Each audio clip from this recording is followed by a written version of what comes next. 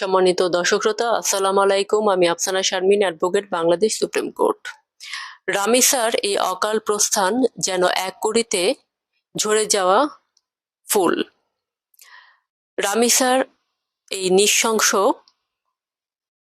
ধর্ষণের সাথে, অপরাধের সাথে যারা জড়িত, তাদের এমন শাস্তির আওতায় আনতে হবে যেন তারা ভবিষ্যতে এমন কোনো গর্হিত কাজ করতে চিন্তা করতে না পারে। আর অভিভাবকদের হতে হবে সন্তানদের অতন্দ্র প্রহরী। তারা কার সাথে মিশছে, কোথায় যাচ্ছে, তাদের ওপর সার্বক্ষণিক নজরদারি রাখতে হবে।